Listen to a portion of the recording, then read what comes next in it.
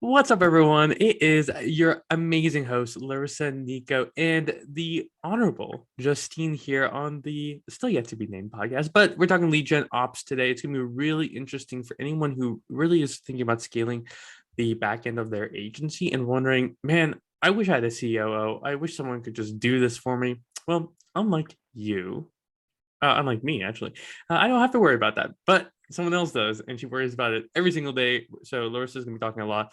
But yeah, again, if you have any questions about lead gen ops or anything, feel free to drop us a line on social or at nico@boundlessmedia.com. Team, let's get going. Let's get started. Happy Friday, and whenever you're listening, audience, happy whatever day it is to you. Yeah, I'm excited about this episode. I think it'll be really good. So we're talking all about automation today. So first, I want to start off by asking, really high level, what benefits do you get from using automation and using these automation platforms? Well, to be honest with you, the biggest thing that I think we get out of it is a reduction of like super annoying, tedious tasks. So anything that it's like, when we take an approach to automating, we usually start with like, what do we hate doing? Like, what are the tasks that like, if we could just completely take off our plate and have a robot do it, let's start there. So I would say like, there's a lot of benefits, consistency of data, as well as like general happiness and general like giving you time back to focus on actually important stuff.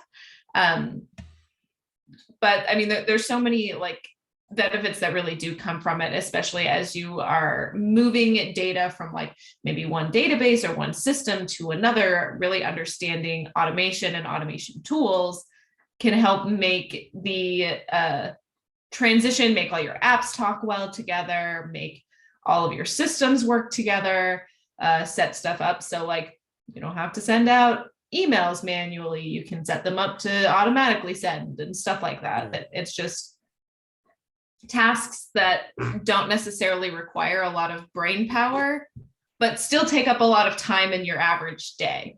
So taking those off allows you to use your brain power for the important stuff.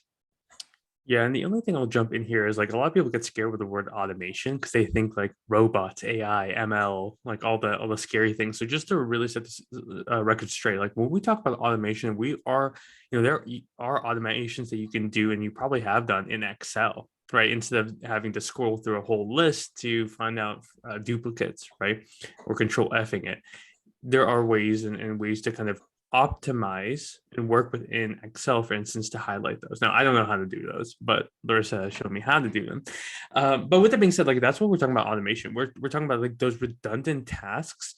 How do we eliminate them from a human having to think about them and having a system, right? It doesn't have to be AI. It could be a very simple system. Do the manual, tedious work. So, like Larissa said, you can really focus on what actually like will move the needle rather than getting stuck in the weeds. So I just wanted to make that clarification because I know there's someone out there saying, I don't know how to program. You don't need to necessarily know how to program. So it's okay. Yes, that's actually absolutely true. We in our business automate over 70,000 tasks a month. And I would say 99% of that is no code. Because to be honest with you, I don't really know how to code. I can go on like GitHub or Reddit or whatever and find a couple helpful resources to help me patch whatever I need on occasion. But 99% of what we do in our automation is completely no code. Yeah. So, and it's a great clarification, right? So we use a program called Airtable. I know a lot of people use Excel. There are, if you're in marketing, right, which probably you are if you're listening to this, MailChimp, HubSpot, they all have like, if this and that, like it would be so tedious if you had to set a reminder every time on your phone to go check in with a prospect. That'd be so annoying, right? Automation basically says, okay, if, on the fourth day that they haven't responded, we should probably send them an email. Well, you can automate that. You can say, okay, if we don't hear back from them in 4 days of this response, send this email. That's all automation is. Just like there's, and Larissa summed it up perfectly in a meeting the other day. Automation is about taking the few seconds that it takes to do a task and not outsourcing, that's the wrong way.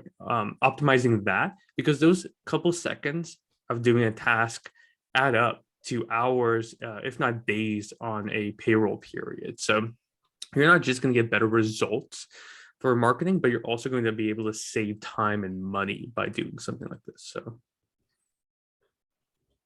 yeah, and those emails that you might send automatically, those aren't just, they don't sound like they're from a robot just because you use automation, right? They're not like very robotic, very plain. Like there's still that human touch there with the automation, right? yeah, absolutely. So I mean, I'll speak to it, and Larissa could probably speak to it a lot better than I can. But this is the extent of like where my brain goes with like, I want, so for instance, right, we're running a campaign. So if you open the email, then it will trigger the system to send a different type of message. So that's where automation, like it would be so tedious to have to go into a email and see, oh, did they open it, how many times, right? And another thing about email too is like, if you've never opened one of our emails before, right, and we've done and spent a lot of time and money on personalization, then that's great. That should probably, like for us, like if you don't open any emails from us, we actually download that information and then we reapply it on a different platform like LinkedIn, for instance. So you're not actually wasting too much. You're repurposing, frankly, wasted data. So that's like, yeah. So answer your question, yes, it doesn't sound robotic. It's just meant to make your life easier. Yeah, to really get to like the root of that question, it's like, how do we use technology to aid how we work without getting rid of the like human touch? So part of it definitely depends on like how you think about things and how you structure everything when it's set up. But at the end of the day, a human is setting it all up. You still do have that human touch. You still do have those opportunities for personalization. You just need to restructure your things. So when you write a typical email, we'll just use email as an example because it's really easy, right? When you write a typical email, you say, hey, John, super great chatting with you yesterday. Would love to see if you have any availability next week. Here's my calendar link. You could manually write out that email. That's a very normal sounding email. I get lots of those. They sound like that all the time. You don't need to write that email though. The only variable part of that email, if somebody would send it to John versus Justine or Nico or Larissa, is the first name. So you're still thinking about like, what's a thoughtful response? When's an appropriate time to send this, et cetera, et cetera. You're just thinking about it first on a macro level. You're thinking about it first, like high level. When anyone books a calendar with me, let's just say, I want to send them a follow-up email. Simple, right? So we're thinking about it in terms of anyone as opposed to one specific person. And then when we say, okay, what would we want that follow-up email to look like for anyone? And it would probably look something very similar to what I just said. And you just take out where you would manually write in John and you just put in the first name there. And that's kind of how we can utilize technology to still be able to have that human touch. Because when you're thinking about setting up automation and utilizing things like this, it does not necessarily get rid of the human touch. Now, if it's done poorly, and I've gotten many of these, and probably in our testing and everything, we've sent some of these.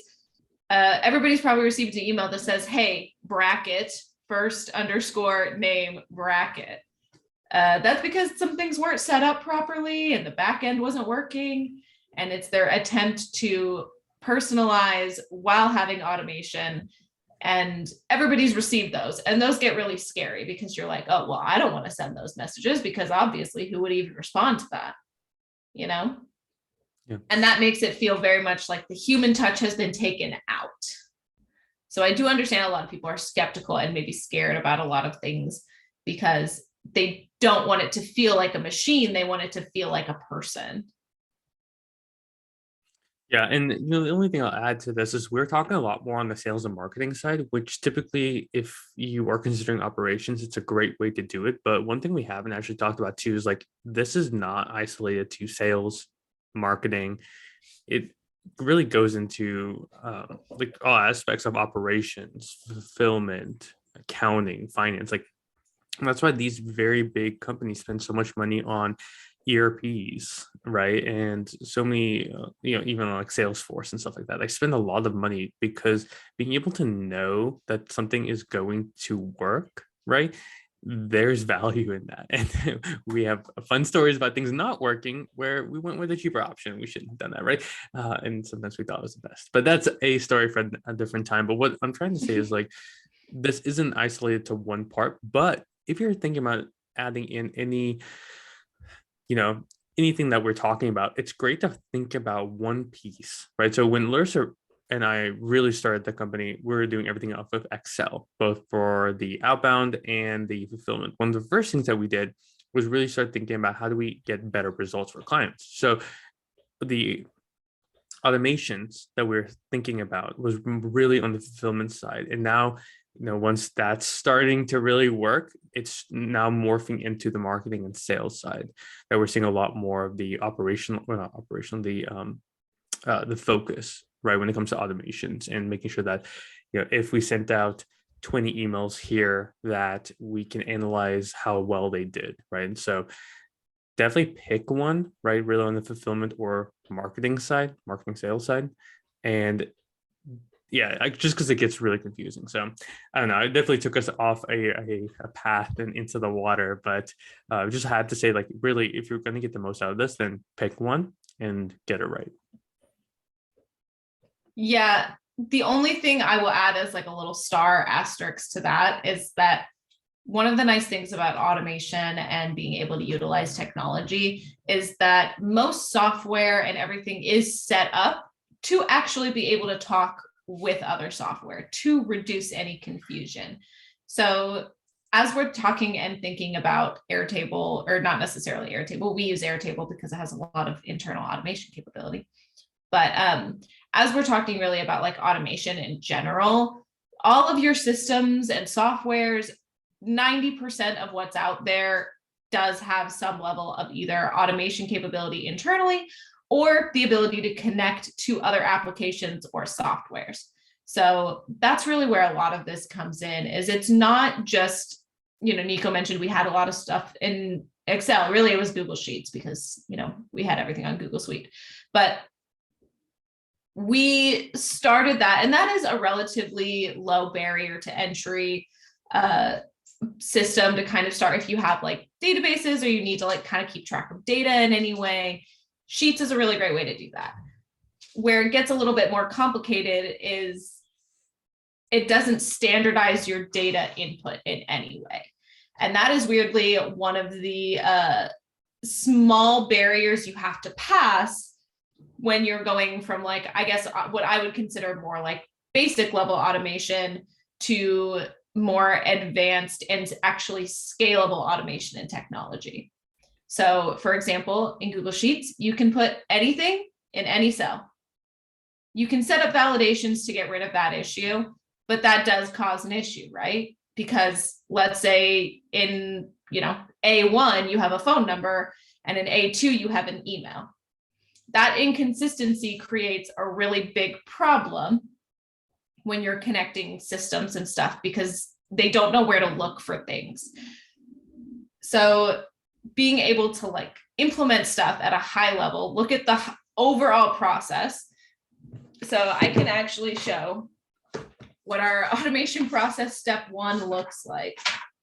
Here is a process diagram. I have in this notebook probably like at least 60 or 70. I have 3 other notebooks in front of me that have like previous process diagrams, or like, it's important to really think everything through before setting it up. So like I got notebooks on notebooks of process diagrams and like trying to really understand how everything works together. And that's a really important piece, especially if you don't want to lose that human touch, because like we said before, there's lots of horror stories that you see and you've probably experienced yourself about where technology and automation was not used properly, or didn't pull in a value where it should have, or it devalued the company itself or the organization because of poor use of automation and technology. So that is a big part that needs to be considered when you think about setting up automation, setting up tech, to be able to make sure that like you're actually accomplishing the goal you set out to accomplish. Is starting and looking at everything from a really high level. So write out literally every single step, every single outcome. I do it on pen and paper because it's easy to like scratch out, and it's easier for my brain personally to process, to be like, okay, like this needs to go here, and then this needs to go here, and then this needs to happen, and blah, blah, blah. Especially when you start adding in, like, if we look at just a standard like approvals process, right? That's almost any industry is going to have some level of, when X task gets finished, somebody needs to look at it and approve it. And then it can move forward to whatever the next step is beyond that. Sometimes that can be a logistical nightmare. So if you have a standardized approval process, so let's say you want to make sure that all of your project managers are have a consistent like list of tasks or whatever. Without understanding the overarching process and the high level process, you don't necessarily understand the format everything needs to be in and how it actually like looks. And sometimes it's helpful to, when you draw out the process and you're like, oh, I got to the end and I didn't get what I wanted. Sometimes you need to start from the end result, where you need to say, okay, this is what I need to happen. I need to have my contracts automatically generated. How do I get there? So being able to understand the high level picture is the absolute most important part of like putting together any cohesive automation, or, you know, linking any of your applications. And then I would start looking at like specific softwares that can help, or use one or maybe two centralized automation platforms to help you accomplish that goal. So there's a couple of platforms that like we personally recommend. Those would be Zapier, which is a very, very standard. Most applications that the average business uses will in one way or another connect to Zapier. And you can use things like webhooks, API, everything can go through Zapier. Beyond that, it would really be like I would recommend Airtable, because Airtable fixes a lot of the problems you have in slightly less sophisticated tools. So we'll just use a spreadsheet as an example. Airtable is a fancy spreadsheet. That's ultimately all it is. It's a spreadsheet, but it standardizes your data. So it will, if you select the format type as email, it will only let you put in emails there. Or if you select it as a phone number, if you try to put in letters, it's just not going to do anything. So those are some really important key things. And like, those are the platforms that like we internally use, but really everything comes down to like understanding the overarching process, as well as like what conditions make your process different. So in, you know, any standard process, you're going to have anything that goes from like, if A happens, then I need this to happen. Then the remainder of the process, the remainder of the steps are different. If B happens, then let's say we do nothing.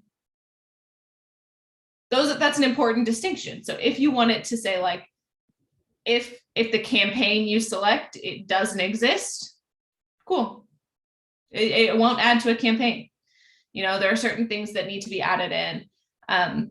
With that being said, automation can cause like organizational bloat in some instances that is definitely worth being aware of. So if you have, like us, you know, 50,000, 70,000 automations running every month, to make sure that all of them are actually valuable is somewhat of an administrative task. Like you have to go in and you have to say, is this automation even being used? Is it running properly? Is it giving me errors? Do I have like 40 of the same automation, all trying to do the same thing, replicating the same thing 40 times when it could be done once? Those are the types of things that like definitely need to be considered as people do scale up their businesses. But ultimately, like good automation processes really prevent as much of that as possible. So that's why I really stress like understanding the process before actually even understanding the automation. Because unless you know exactly what needs to happen, you don't know how to make that happen. Yeah, we should have started with this in the beginning of like what is automations, because it's true, like without mapping it out. And it goes to the same, like a lot of you have done this for marketing. You've mapped out a campaign. You're like, this is how we're going to do the research. Then we're going to move on to ad creative, and then we're going to move into setting up here, and this is how we're going to bid. And you basically like have already mapped it out, right? And it's probably on a PowerPoint, right? But that is a process. That's what Larissa is talking about in regards to a process. Now, is it automated? Probably not. But can elements of it be automated? Absolutely. Or probably. I don't know your business and what systems you use, but that's what we're trying to say. So, team, I think it's been super interesting, and I definitely know that there's going to be questions from that. So a follow-up pod is definitely going to happen. But any other closing remarks before we head out on this beautiful day? The other thing I would add. Oh, sorry, Justine, go ahead. I just want everyone to know that we do have some Airtable trainings going up on YouTube. So Larissa has been doing these like Airtable guides and, like examples and how to do stuff. So those are currently going up on our YouTube channel. So check those out as well.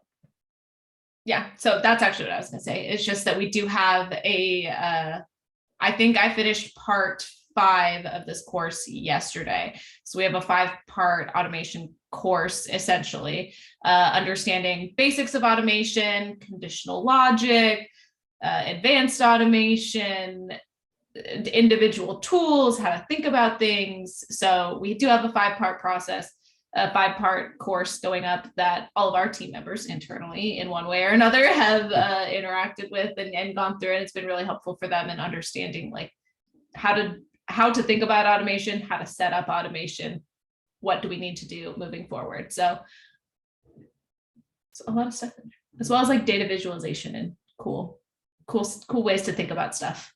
It will make you money. Oh, and save you money. So I just got to add that caveat. Guys, it's been amazing chatting today.